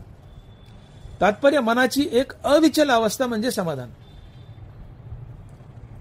आणि मग ही आकाशवर ओसरो अथवा पृथ्वी खाली विरो, वर आबाळ फाटो नाही तर जमीन फाटो, ज्याचं चित्त आत्मस्वरूपापासून यत्किंचितही ढळत नाही, ती मनाची स्थिरता आहे आणि ते समाधान आहे. तात्पर्य, आपलं मन आत्मस्वरूपापासून यत्किंचितही ढळत नाही, कायमचं आत्मस्वरूपात स्थिर होणं हे समाधान असते. आणि बाकीचे जे समाधान आहेत धनदौलीचे, ते आडनावाचे समाधान आहेत, ते असमाधान आहे. म्हणून खरं समाधान आत्मज्ञानी पुरुषाला लाभतं, आत्मज्ञानी संत असतो. म्हणून खरा समाधानी फक्त आणि फक्त संतच असतो, इतर दुसरं कोणीही नाही. आणि म्हणून या पहिल्या चरणात लिंक आहे. महाराज म्हणतात की मन करारे प्रसन्न, सर्व सिद्धीचे कारण, मोक्ष अथवा बंधन, सुख समाधान इच्छाते. बाबांना तुम्ही हरिनाम घ्या, तुम्हाला मनाची स्थिरता लाभेल. मनाची स्थिरता हीच मनाची प्रसन्नता आहे. या मनाच्या प्रसन्नतेतून तुम्हाला सर्व सिद्धी प्राप्त होतील. आणि या सर्व सिद्धीमध्ये विरक्तता सिद्धी सर्वात मोठी आहे. ही विरक्तता सिद्धी किंवा नैष्कर्म्य सिद्धी तुम्हाला मोक्ष मिळवून देईल. त्यातून तुम्हाला आत्मसुखाची प्राप्ती होईल आणि तुम्हाला कायमचं समाधान लाभेल. आणि ही जीवनाची धन्यता असते. आणि म्हणून महाराज विनंती करतात पहिल्या चरणात की मन करारे प्रसन्न, सर्व सिद्धीचे कारण, मोक्ष अथवा बंधन, सुख समाधान इच्छाते. बाबांना मी तुमच्यावर सोडले, काय करायचं तुमची इच्छा. मन प्रसन्न केलं, सर्व सिद्धीची प्राप्ती, मुख्य विरक्तता सिद्धी, त्यातून मोक्ष, त्यातून सुख समाधान. पण तू मन अप्रसन्न ठेवलं तर सर्व सिद्धीची प्राप्ती नाही, विरक्तता सिद्धीची प्राप्ती नाही, तुम्हाला मुक्ती नाही, तुम्ही संसार बंधनात अडकाल. मग तुमची इच्छा काय करायचं तुमचं तुम्ही ठरवा. म्हणून शेवटच्या चरणात महाराज म्हणतात की सुख समाधान इच्छा ते. इथं दोन पर्याय, दोन ऑप्शन ठेवलेत महाराजांनी. तुमचं तुम्ही ठरवा बाबा, तुमची इच्छा. मी सांगतो, हरिनाम घ्या, मन प्रसन्न होईल. प्रसन्न मनात विरक्तता सिद्धी येईल. ही विरक्तता सिद्धी मोक्ष मिळून देईल, आत्मसुखाने समाधान देईल. पण हरिनाम नाही घ्याल, मन अप्रसन्न राहील, सर्व सिद्धी विरक्तता सिद्धी जीवनात येणार नाहीत, मोक्ष मिळणार नाही, संसार बंधनात अडकाल. तुमचं तुम्ही ठरवा काय करायचं. आणि म्हणून निष्काम हरिनामानं तुमचं मन प्रसन्न होतं आणि तुमच्या जीवनात विरक्तता सिद्धी येते. हा एक भाग झाला. तसंच निष्काम कर्मानेही तुमच्या जीवनात विरक्तता सिद्धी येते. याची साक्ष ज्ञानोबा देत आहेत आणि माऊली लिहित आहेत की तया सर्वात्मका ईश्वरा, स्वकर्म कुसुमाची वीरा, पूजा केली होय अपारा तोषा लागे. म्हणून ये पूजे रिजलेनी आत्मराजे, वैराग्य सिद्धी देजे पसाय तया. या शब्दाकडे लक्ष द्या, वैराग्य सिद्धी देजे पसाय तया. तुम्ही आपलं प्रत्येक कर्म कर्माभिमानाने फलेच्या टाकून, कर्तव्य आणि प्रभुपूजा समजून, ईश्वराप्रित्यर्थ आणि ईश्वरार्पण बुद्धीने करा. थोडक्यात तुम्ही आपलं प्रत्येक कर्म देवाची पूजा म्हणून करा. काय होईल? या पूजेने देव संतुष्ट होईल. तया सर्वात्मका ईश्वरा, स्वकर्म कुसुमाची वीरा. आपली कर्मच देवाची पूजा म्हणून करा. सकाळची ती 10 मिनिटाची पूजा तर कराच. 4-2 झेंडूचे फुलं देवाला तर व्हाच. पण या 4-2 झेंडूच्या फुलांना देवाचं पोट भरत नाही. देवाचं पोट फार मोठं आहे. देवाला तुमच्या स्वकर्माची फुलं हवी आहेत. म्हणून आपलं कर्मच देवाची पूजा म्हणून करा. तुम्ही जर कर्मच देवाची पूजा म्हणून केले तर या स्वकर्माच्या पूजेने देव प्रसन्न होतो, संतुष्ट होतो आणि तुम्हाला प्रसाद म्हणून वैराग्य बहाल करतो.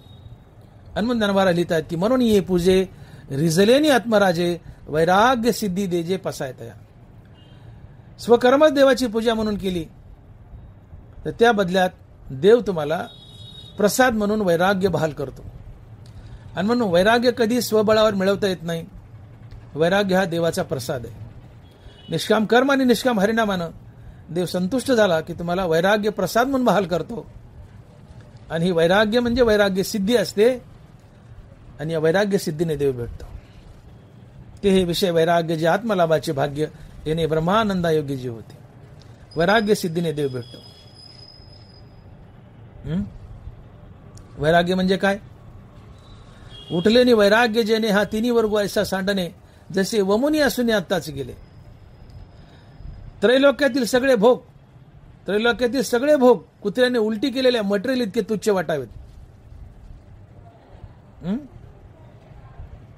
उठलेने वैराग्य जेने हा तिन्ही वर्ग ऐसा सांडणे, जसे वमोनी असुने आत्ताच गेले.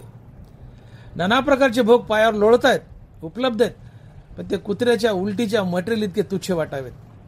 हे वैराग्य असतं. देव आणि देवाच्या नावाशिवाय आता काही आवडत नाही, हे वैराग्य असतं.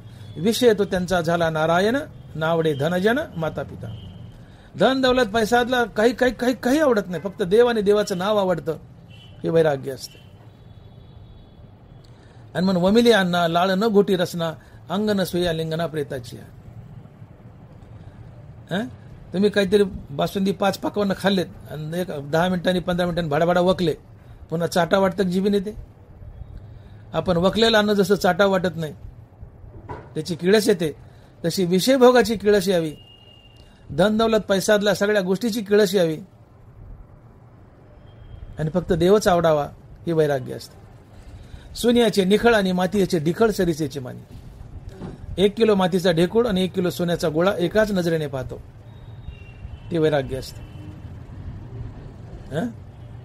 आणि या वैराग्यानं देव भेटतो. आणि ही वैराग्य सिद्धी आहे, सर्व सिद्धीत महान आहे, सर्व सिद्धीत परम हेच, जिला नैष्कर्म्य सिद्धी म्हणतात.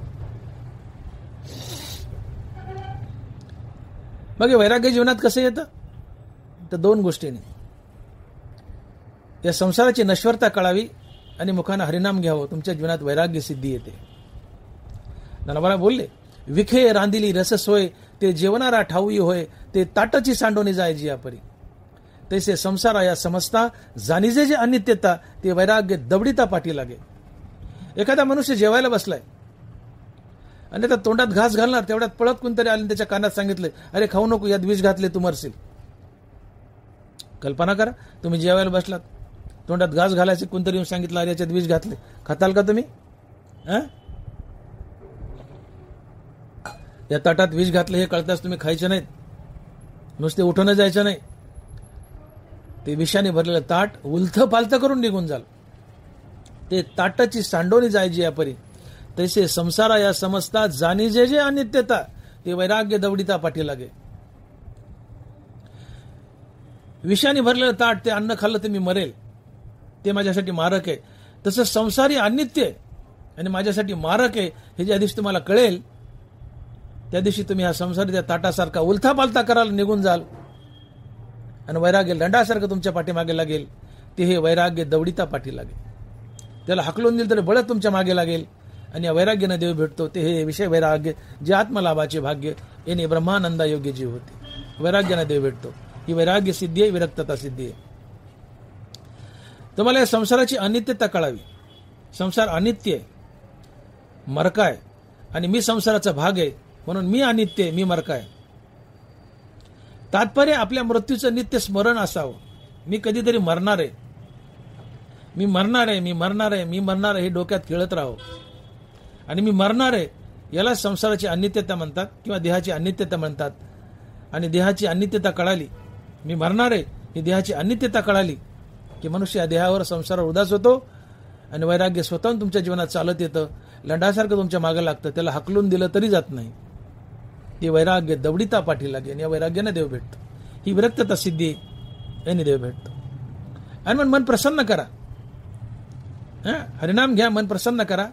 प्रसन्न मनानं विरक्तता सिद्धी येते. विरक्तता सिद्धीने मोक्ष भेटतो. ही प्रामुख्यानं 2 अर्थ आपण प्रसन्न या शब्दाची घेतली.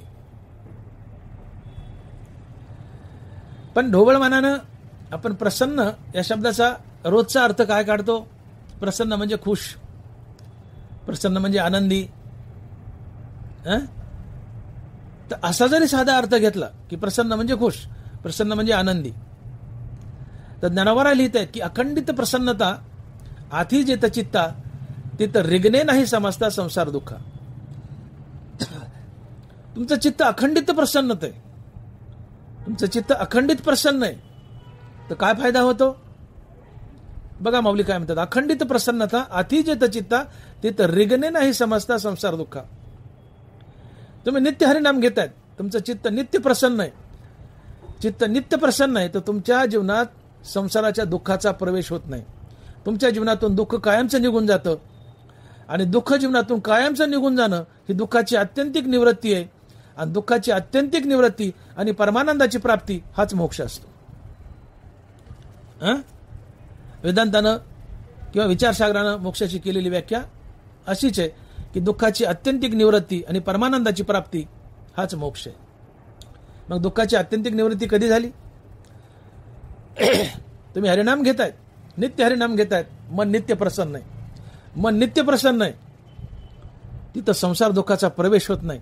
तुमच्या जीवनातून दुःख कायमचं निघून जातं, अर्थात दुःखाची आत्यंतिक निवृत्ती होते. आणि दुःखाची आत्यंतिक निवृत्ती आणि परमानंदाची प्राप्ती हाच मोक्ष असतो. आणि म्हणून ढोबळमानाने तुम्ही प्रसन्न या शब्दाचा अर्थ आनंद जरी घेतला तरी हा आनंद मुक्तीचा असतो. कारण चित्त प्रसन्न आहे. जेव्हा चित्त प्रसन्न आहे कायमचं तिथं संसार दुःखाचा प्रवेशच नाही. आणि संसार दुःखाचा प्रवेश नाही म्हणजे संसार दुःख निघून गेलं कायमचं. आणि संसार दुःख कायमचं निघून जाणं आणि परमानंद येणं हीच मुक्ती असते.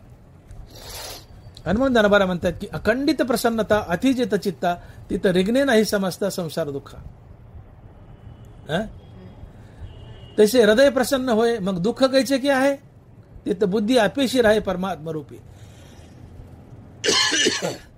तुमचं मन प्रसन्न आहे, चित्त प्रसन्न आहे, हृदय प्रसन्न आहे, मग तिथं दुःख कसलं आलंय म्हणले? दुःख कायमचं निघून जातं आणि बुद्धी ही आत्मस्वरूपात कायमची लीन होते. आणि बुद्धी कायमची आत्मस्वरूपात लीन होणं हाच मोक्ष असतो. बुद्धी कायमची आत्मस्वरूपात लीन होणं हाच मोक्ष असतो.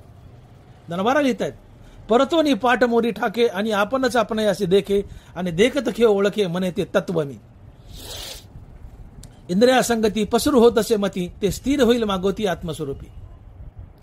मन आणि इंद्रिय बहिर्मुख धावतात, विषयात सरतात, त्यांच्या मागे बुद्धी धावते. पण बुद्धीने एक दिवशी सहज मागे वळून पाहिलं तर तिला परमात्मा दिसला आणि ती बुद्धी म्हणली हा परमात्मा तर मी आहे, मी काय यांच्या मागे मोकाट फिरते. परतो आणि पाठ मोरी ठाके आणि आपणच आपण असे देखे देखत खेळ ओळखे म्हणे ते तत्व मी. ते ज्ञानोबा म्हणतात की मन प्रसन्न होय मग दुःख कैचे की आहे ते तर बुद्धी अपेशीर आहे परमात्मा रूपी. बुद्धी परमात्मा स्वरूपात कायमची स्थिर होणं हाच मोक्ष आहे. मन परमात्मा स्वरूपात कायमचं लीन होणं हाच मोक्ष आहे. आणि मग अहंकार असेल मनाचा मनपणा जाणं हाच मोक्ष असतो. आणि म्हणजे जिथं मन प्रसन्न आहे, हृदय प्रसन्न आहे, तिथून दुःख कायमचं निघून जातं, बुद्धी आत्मस्वरूपात लीन होते, मन आत्मस्वरूपात लीन होणं आणि हाच मोक्ष असतो. आणि असा मनुष्य अखंडित प्रसन्न असतो, आनंदी असतो. आणि मग ज्ञानोबा लिहित आहेत की जयाच्या जठरू वाहे अमृताचा निर्झरू त्या क्षुधा तर्षा अडधरू काहीच नाही.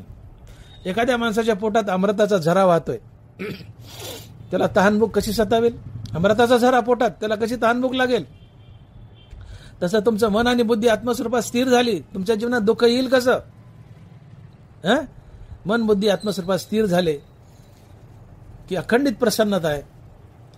आणि जिथं अखंडित प्रसन्नता आहे तिथून दुःख कायमचं निघून जातं. दुःख कायमचं निघून जाणं म्हणजे दुःखाची आत्यंतिक निवृत्ती आणि परमानंदाची प्राप्ती आणि हाच मोक्ष असतो. आणि म्हणून प्रसन्न या शब्दाचा साधा जरी अर्थ घेतला की प्रसन्न म्हणजे आनंद, प्रसन्न म्हणजे खुश, असा जरी अर्थ घेतला तरी ही प्रसन्नता तुम्हाला मुक्तीच देते. कारण हरिनामामुळे, अखंड हरिनामामुळे मन प्रसन्न. आणि जिथं मन प्रसन्न आहे तिथं संसारिक दुःखाचा प्रवेश नाही. संसारिक दुःख जीवनातून कायमचं निघून जातं, अर्थात दुःखाची आत्यंतिक निवृत्ती. आणि दुःखाची आत्यंतिक निवृत्ती आणि परमानंदाची प्राप्ती हाच मोक्ष असतो. म्हणून आपण 3 प्रकारानं पाहिलं की मन प्रसन्न केल्यानंतर सर्व सिद्धी जीवनात कशा येतात. आणि या सर्व सिद्धीने अर्थात प्रामुख्याने विरक्तता सिद्धी, नैष्कर्म्य सिद्धीने तुम्हाला मोक्ष मिळतो, तुम्हाला आत्मसुख मिळतं आणि तुम्ही मुक्त होता. आता हे सर्व सिद्धी याचा असाही अर्थ घेऊ शकता परमार्थिक दृष्ट्या, नैष्कर्मता सिद्धी, वैराग्य सिद्धी, त्याने मुक्ती. परंतु असाही अर्थ घेऊ शकता की सर्व सिद्धी म्हणजे जीवनातलं सर्व सुख, सर्व गोष्टीची प्राप्ती. तुम्ही जर मन प्रसन्न ठेवलं, मनाचा निर्धार केला तर जीवनातलं रोजचं यशही तुम्ही मिळू शकता. तुम्हाला MBBS ला लागायचे, तुम्ही मनाचा निर्धार केला, मन प्रसन्न ठेवलं, मनाचा निर्धार केला, मन लावून अभ्यास केला, तुम्ही MBBSला लागू शकता, मोठे इंजिनियर होऊ शकता, मोठमोठ्या पदावर जाऊ शकता. तर सर्वसिद्धी याचा प्रामुख्याने अर्थ होतो, सर्वसिद्धी याचा प्रामुख्याने अर्थ होतो या 22 सिद्ध्या अष्टमहासिद्धी, अर्थात महत्वाची सिद्धी म्हणजे वैराग्य सिद्धी, नैष्कर्म्यता सिद्धी, जिने देव भेटतो. परंतु असाही अर्थ घेता येतो की सर्व सिद्धी म्हणजे दैनंदिन जीवनातली नाना प्रकारच्या वस्तूंची प्राप्ती ही. म्हणून नित्य हरिनाम घ्या, मन प्रसन्न राहील, त्याने तुम्हाला संसारात बरकत तर येईलच आणि पुढे तुम्हाला मुक्तीही मिळेल. राम म्हणता जन्म नाही गर्भवास, नवे दरिद्रास पात्र कधी. काय बोलतात तुकोबाराय? राम म्हणता नाही गर्भवास, नवे दरिद्रास पात्र कधी. तुम्ही रामनाम घेतलं तर गर्भवास जातो, अर्थात मुक्ती मिळते, आणि तुमच्या जीवनात दारिद्र्य येत नाही, तुम्हाला बरकत येते. तीच गोष्ट इथं सर्व सिद्धीमध्ये होते. तुम्ही नित्य रामनाम घ्या, मन प्रसन्न राहील, जीवनात प्रत्येक गोष्ट मिळेल आणि वैराग्य सिद्धी येईल आणि पुढे मुक्तीही मिळेल, असा डबल अर्थ घेता येतो. की जसं तुकोबराय म्हणतात की राम म्हणता जन्म नाही गर्भवास, राम म्हणता जन्म नाही गर्भवास, नवे दरिद्रास पात्र कधी. तुम्ही नित्य रामनाम घेतलं तर तुमचा गर्भवास संपतो, जन्ममरणाचा फेरा संपतो, मुक्त होता आणि तुमच्या संसारात बरकतही येते. म्हणून नित्य रामनाम घ्या, मन प्रसन्न, त्यांनी संसारात बरकत, ही सर्व सिद्धी. तुम्ही सगळं मिळवलं, सर्व यश मिळवलं, ही सर्व सिद्धी. आणि नित्य रामनाम घ्या, त्यांनी वैराग्य सिद्धी, त्यांनी मोक्ष. दोन्ही प्रकारे या चरणाचा अर्थ घेता येतो. संसारातील बरकत आणि मुक्ती दोन्ही गोष्टी या सिद्धीनी आणि मनाच्या प्रसन्नतेने तुम्हाला मिळतात. म्हणून मन करारे प्रसन्न, सर्व सिद्धीचे कारण, मोक्ष अथवा बंधन, सुख समाधान इच्छा. दोन पर्याय ठेवलेत. महाराज म्हणतात तुमची इच्छा काय करायचं करा, नित्य हरिनाम घ्या, मन प्रसन्न होईल, प्रसन्न मनाने तुम्हाला वैराग्य सिद्धी मिळेल, ही वैराग्य सिद्धी मोक्ष मिळवून देईल, पुढे आत्मसुख आणि समाधान होईल. पण तुम्ही नित्य हरिनाम नाही घेतलं तर मन अप्रसन्न राहील, अप्रसन्न मनामुळे तुम्हाला वैराग्य सिद्धी मिळणार नाही, तुम्हाला मुक्ती मिळणार नाही, तुम्ही संसार बंधनात अडकाल. म्हणून मोक्ष अथवा बंधन, सुख समाधान इच्छा. ते तुमची इच्छा. हरिनाम घेऊन मनाला प्रसन्न ठेवून मुक्ती मिळवायची की हरिनाम न घेता मनाला अप्रसन्न ठेवून संसार बंधनात अडकायचं, तुमची इच्छा. काय करायचं तुम्ही ठरवा. म्हणून महाराज उत्तरार्धात या चरणात म्हणतात की सुख समाधान इच्छा. ते तात्पर्य, हरिनामानं मन प्रसन्न, मनाच्या प्रसन्नतेने सर्व सिद्धी तुम्हाला मुक्ती मिळते. मग हेच मन दगडाच्या प्रतिमेला, पाषाणाची मूर्ती आहे, त्या पाषाणाच्या मूर्तीच्या ठिकाणी देवाची स्थापना करतं आणि आपणच या मूर्तीची पूजा करतं, भक्ती करतं आणि तुम्हाला देवाची प्राप्ती करून देते. हे अभंगाच्या दुसऱ्या चरणात महाराज सांगतात. आणि महाराज लिहितायत की मने प्रतिमा स्थापिली, मने मना पूजा केली, मने इच्छा पुरविली, मन माऊली सकळांची. मने प्रतिमा स्थापिली, मने मना पूजा केली, मने इच्छा पुरविली, मन माऊली सकळांची. मन हे तुमची आई आहे. आईला आपल्या बाळाची चिंता असते की माझ्या बाळाचं कल्याण व्हावं. या जगतात माऊली अर्थात आई आणि देव हे दोनच तुमचे हितचिंतक असतात. तानिया निकेते माऊलीशीच करणे. तानं बाळ जर आईच्या मांडीवर झोपलं, 2 महिन्याचं बाळ आहे, आईच्या मांडीवर झोपलंय, ते आपल्या भरणपोषणाची काळजी करतं का? अजिबात नाही. ते आईवर सोडतं, तुला काय करायचं कर. तसं देव आपली आई आहे, आपण देवाच्या मांडीवर झोपवून देवा तुला काय करायचं कर म्हणायचं. जसं एखादा शेठजी असतो, व्यापारी, आणि व्यापारात नफा झाला, घाटा झाला, याची काळजी शेठजीला. मग त्याच्या हाताखाली नौकर आहे, त्या मुनी मला त्याची काळजी आहे का? व्यापार घाट्यात आला, शेठजी दुःखी होईल. पण व्यापार घाट्यात आला तर नौकर दुःखी होतो का? त्याला पगाराशी मतलब. शेठजी जाणं आणि व्यापारदार. तसं भगवंताला शेठजी समजा आणि आपण नौकर बना. देवावर सोडा, देव आमची काळजी करेल. व्यापाराची काळजी शेठजी करतो. देवाला शेठजी बनवा, आमच्या जीवनाची काळजी देव करेल. लहान मुलं आईच्या मांडीवर झोपलंय, काळजी आईला आहे. देवाच्या मांडीवर झोपा, काळजी देवाला आहे. मन आई आहे. या जगात फक्त आईलाच आमची कळकळ असते की माझ्या बाळाचं चांगलं व्हावं.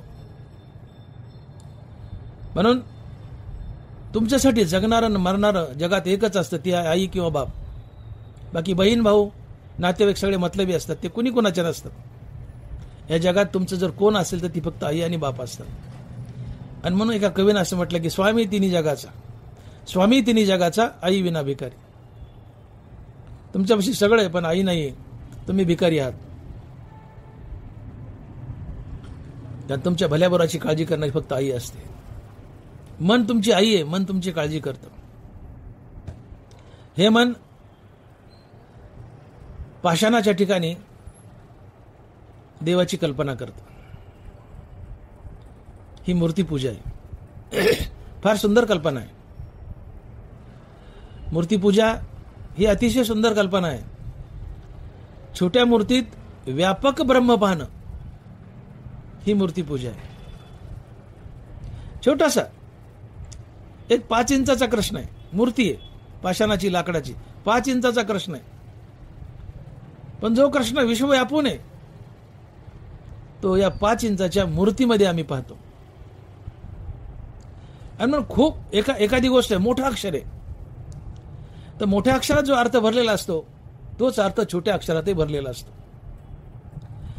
तसं विश्वव्यापक ब्रह्मात जो देव भरलाय तोच देव एका दगडाच्या मूर्तीतही भरलेला असतो. आणि मग छोट्या मूर्तीत व्यापक ब्रह्म पाहावं ही मनाने आम्हाला कल्पना सुचवली. आणि म्हणून मन पाषाणाच्या मूर्तीच्या ठिकाणी देवाची स्थापना करतं आणि हेच मन त्या पाषाणाच्या मूर्तीचा भक्त बनतं. तुम्हाला त्या पाषाणाच्या मूर्तीची भक्ती करायला लावतं आणि देवाची प्राप्ती करून देतं. हे तुकोबराय अभंगाच्या 2ऱ्या चरणात सांगतात. आणि महाराज लिहितात, मने प्रतिमा स्थापिली, मने मना पूजा केली, मने इच्छा पुरवली, मन माऊली सकळांची. म्हणून मूर्तीपूजा ही अतिशय उत्कृष्ट आहे, जी प्रामुख्याने हिंदू धर्मात केली जाते. ती मूर्तीपूजा अतिशय उत्कृष्ट आहे. का? तो छोट्या मूर्तीत व्यापक ब्रह्म आपण पाहतो. एकदा विवेकानंद आपल्या मित्राच्या घरी गेले. मित्र होता, पण तो मित्र थोडा नास्तिक होता. तो विवेकानंदाला नेहमी चिडवायचा, अरे काय विवेक म्हणायचा, अरे तू देवाची भक्ती करतो, कसला देव आणि कसलं काय, मला देवावर विश्वास नाही, मला देव आवडत नाही, असे म्हणून विवेकानंदाची टिंगल करायचा तो मित्र. त्या दिवशी विवेकानंद त्या मित्राच्या घरी गेलेत. दोघं बसलेत गप्पा मारत, चहा पाणी चाललंय. विवेकानंद म्हणले, याची जर आपण जिरूच एके दिवशी, याची खोड मोडू. विवेकानंद त्या मित्राला म्हणतात, अरे हे समोर लावलाय तो फोटो कोणाचा आहे रे? तुम्ही तुला माहित नाही का, माझ्या बाबाचा आहे ना. म्हणले, तुझ्या बाबाचा आहे? विवेकानंद हो म्हणले, मला माहिती आहे म्हणले, पण काढ बरं ते फोटो खाली म्हणले. काढला. म्हणले मांड जमिनीवर. मांडला. म्हणले त्याला लाथाने तुडव. तो मित्र म्हणतो, विवेकानंद काय बोलतो रे तू असं, ते माझे बाबा आहेत ना. तर विवेकानंद त्या मित्राला म्हणतात, अरे ते तुझे बाबा कसे काय, तो कागदाचा तुकडा, लाकडाची फ्रेम, आणि ते तुझे बाबा कसे काय. त्या मित्र म्हणतो, त्यात माझी भावना आहे ना. मग विवेकानंद म्हणतात, अरे गाढवा, दगडाच्या मूर्तीत आमची भावना आहे ना. आणि म्हणून मूर्तीपूजा सुंदर आहे. पाहिलं साध्या नजरेने पाहिलं तर दगड दिसतो, पण तू भावनेने पाहिलं तर त्या दगडात देव दिसतो. साध्या नजरेने पाहिलं तर बाई दिसते, पण भावनेनं पाहिलं तर त्या बाईत आई दिसते. भावना उंचवा, भावना बदलावा. मूर्ती आहे, दिसायला दगड आहे. साध्या डोळ्यानं पाहिलं मूर्ती दगड दिसते, पण भावनेनं पाहिलं तर त्या दगडातील देव दिसतो. साध्या डोळ्यानं पाहिलं बाई दिसते, पण भावनेनं पाहिलं तर आई दिसते. भावना उंचवा. आणि मग मूर्तीपूजा ही उत्तम आहे. मोठ्या अक्षरात जो अर्थ भरलाय तो छोट्या अक्षरात भरलेला असतो. विश्वव्यापक ब्रह्मात जो अर्थ भरलाय, जे देव पण भरले, त्याच्या काय छोट्या दगडाच्या मूर्ती ते भरलं असतंय. आणि म्हणून हे मन दगडाची मूर्ती आणि तिच्यामध्ये भगवंताची कल्पना करतं. हे मन त्या दगडाच्या मूर्तीचा भक्त बनतं आणि हे मन मनोमन त्या दगडाच्या मूर्तीची देव समजून पूजा करतो. हनुमान महाराज म्हणाले की करावी ते पूजा मनेची उत्तम. तिथं लौकिकाचे काम काय? पूजा ही मनानं करावं. तिथं उदबत्त्या, अंगारा, गंध वगैरे वगैरे काय असेल नसेल त्याची गरज नाहीये. त्याची गरजच नाही. पूजा ही मनाने असावी. करावी ते पूजा मनेची उत्तम. लौकिकाचे काम काय ते? आणि म्हणून मन पाषाणाच्या मूर्तीला देव समजतं. आपण त्या मूर्तीचा भक्त होतं. मनोमन शुद्ध मनानं त्या मूर्तीची पूजा करतं आणि तुम्हाला देवाची प्राप्ती करून देतं. मन आईसारखी कळकळ वाहतं आणि म्हणून मन आई आहे. मन गुरु आहे. मन नुसती आई नाही, मन गुरु आहे. या अभंगाच्या 3ऱ्या चरणात महाराज सांगतात आणि लिहित आहेत, मन गुरु आणि शिष्य करी आपुलेची दास्य, प्रसन्न आप आपणास गती अथवा अधोगती. मन आई आहे, मन गुरु आहे. माणसाला 2 मन असतात. तुम्ही वाईट मार्गाने चालले तर मन तुम्हाला टोकतं, हे तिकडे जाऊ नको, चुकीचं आहे. एक मन चांगलं करायला सांगतं, एक मन वाईट करायला सांगतं. पण मुखात हरिनाम असेल तर मन तुम्हाला गुरु बनवून चांगलंच करायला सांगेल, वाईट कामापासून टोकेल. म्हणून मन कधी हरिनाम घेतलं तर मन गुरु बनतं, हरिनाम नाही घेतलं तर मन तुम्हाला गलिच्छ आणि वाईट मार्गाला नेतं. हरिनाम घ्या, मन गुरु बनेल आणि सदैव तुम्हाला चांगल्याच मार्गाने घेऊन जाईल. का तर मुखात नित्य नाम असेल, तुमच्या प्रत्येक इंद्रियाला विवेकाचे डोळे फुटतात, विवेक तुमचा वाटड्या बनतो आणि विवेक तुम्हाला सदैव सन्मार्गानेच घेऊन जातो आणि देवाची प्राप्ती करतो. म्हणून ज्ञानोबा लिहितात की सर्वेंद्रियाच्या अंगणी विवेक करी राबणी, साच्याची करचरणी होती डोळे. हरिनामानं तुमच्या इंद्रियाला विवेकाचे डोळे फुटतात, विवेक तुमचा वाटाड्या बनतो आणि विवेक तुम्हाला सन्मार्गाने घेऊन जातो, वाईट मार्गाकडे जाऊ देत नाही आणि भगवंताची प्राप्ती करून देतो. अशा प्रकारचं मन तुमचं गुरु असतं. पण तुम्ही हरिनाम नाही घेतलं तर मन तुम्हाला वाईट दिशेने घेऊन जाईल, तुमचं पतन करेल. म्हणून नित्य हरिनाम घ्या. इंद्रियाला विवेकाचे डोळे फुटतील, विवेक तुमच्या इंद्रियाच्या अंगणात पहारा देईल. हा विवेक तुम्हाला सन्मार्गाने घेऊन जाईल आणि असा सन्मार्गाने घेऊन जाणारा विवेक गुरु असतो. म्हणून आपलंच मन आपला गुरु बनतं आणि आपलंच मन आपल्या मनाचं ऐकून आपला शिष्यही बनतं. आणि मन 2 प्रकारचं, मन गुरु आहे, मन शिष्य आहे. मन चांगलं आहे, मन वाईट आहे. वाईट मन पत्नाकडे नेईल, चांगलं मन देवाकडे नेईल. आणि म्हणून नित्य हरिनाम घ्या. विवेक जागृती, इंद्रियाला विवेकाचे डोळे, विवेक सन्मार्गाने नेईल. सन्मार्गाने नेणारं विवेक आणि मन हे गुरु असतंय. तुम्ही अशा मनाचं दास्यत्व करा, तुम्हाला सद्गती लाभेल.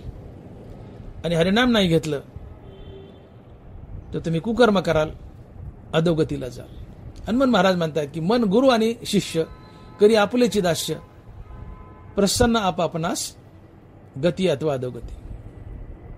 म्हणून मन आई आहे, मन गुरु आहे आणि मन देवही आहे. हे शेवटच्या चरणात महाराज लिहित आहेत की साधक वाचक पंडित श्रोते वक्ते ऐका मात, नाही नाही आन दैवत तुका म्हणे दुसरे.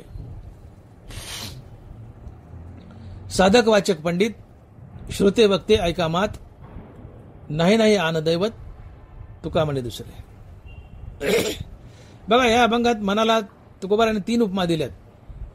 मन आई आहे, मन गुरु आहे आणि मन देव आहे.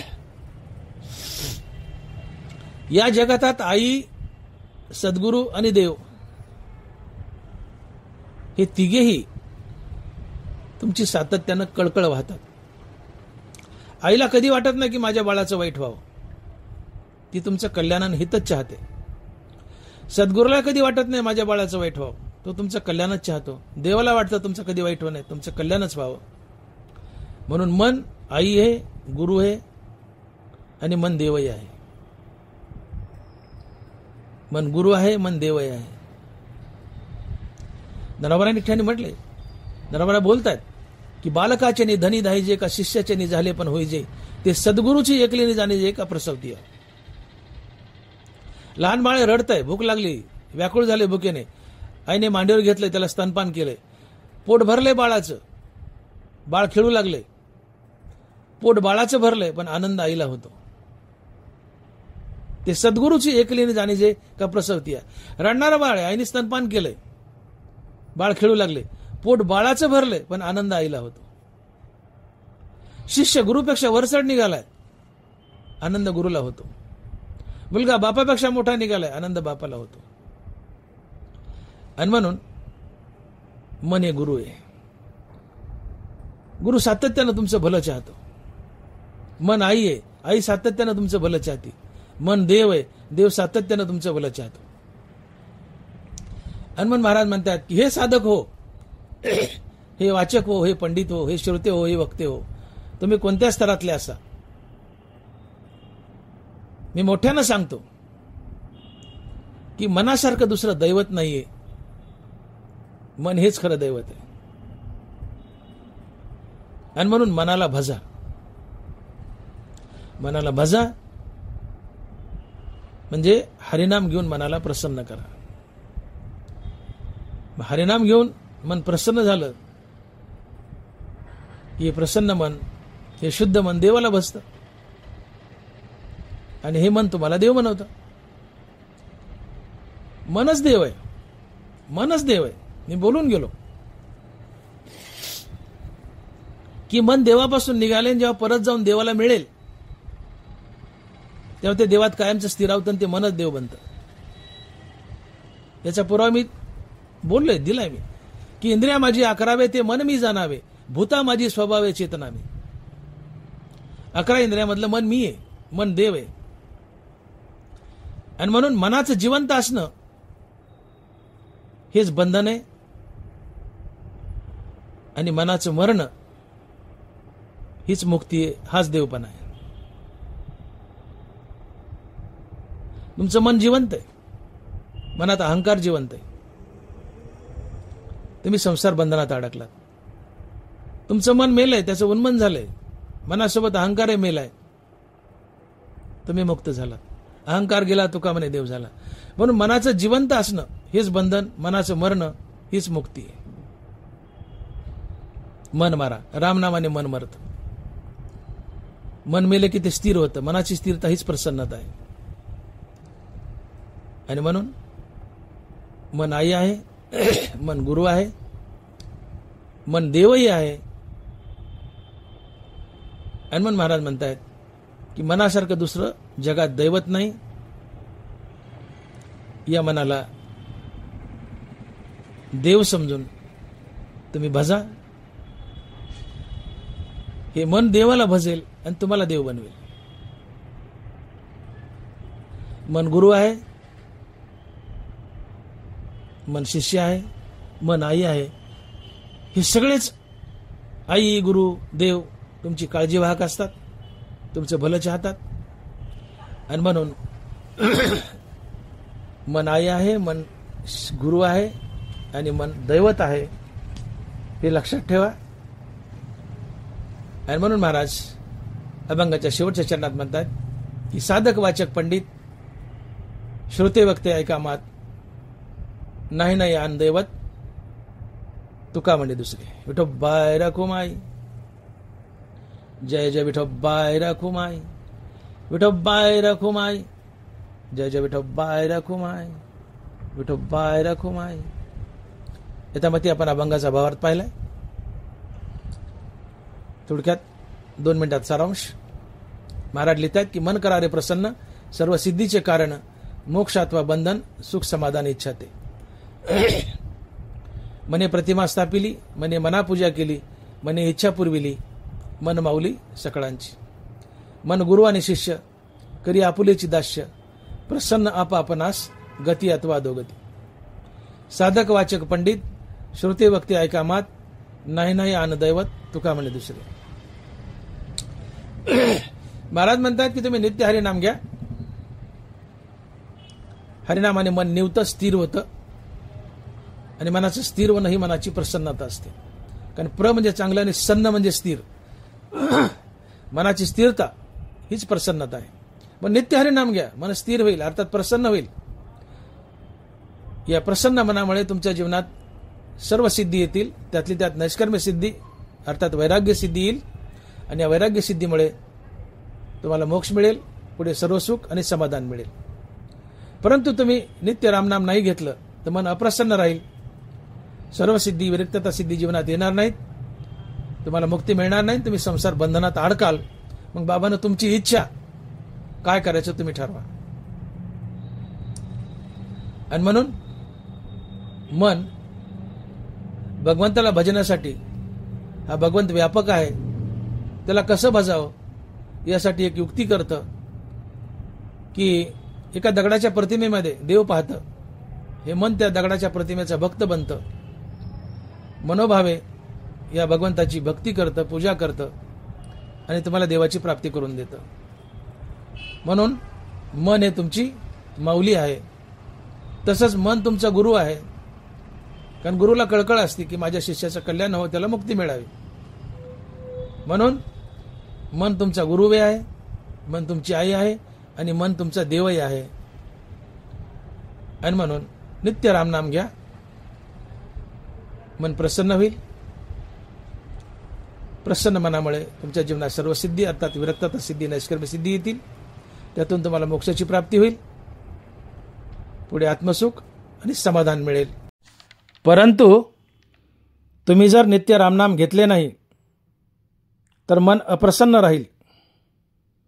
या अप्रसन्न मनामुळे तुमच्या जीवनात सर्व सिद्धी अर्थात विरक्तता सिद्धी नैष्कर्म्य सिद्धी येणार नाहीत. म्हणून तुम्हाला मोक्ष मिळणार नाही व तुम्ही संसार बंधनात अडकाल.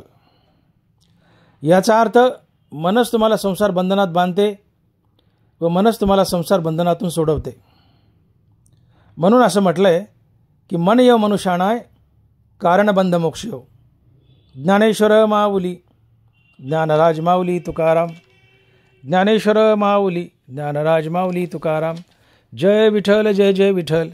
बोलिली लेकुरे वेळी वाकुडी उत्तरे. करा क्षमा अपराध महाराज तुम्ही सिद्ध.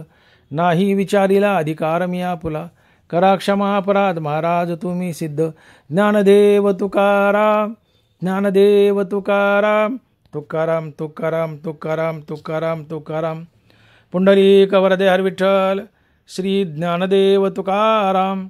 गोपाल कृष्ण भगवान की जय. माऊली ज्ञानेश्वर महाराज की जय. जगद्गुरु तुकाराम महाराज की जय. विठ्ठला विठ्ठला विठ्ठला विठ्ठला विठ्ठला विठ्ठला.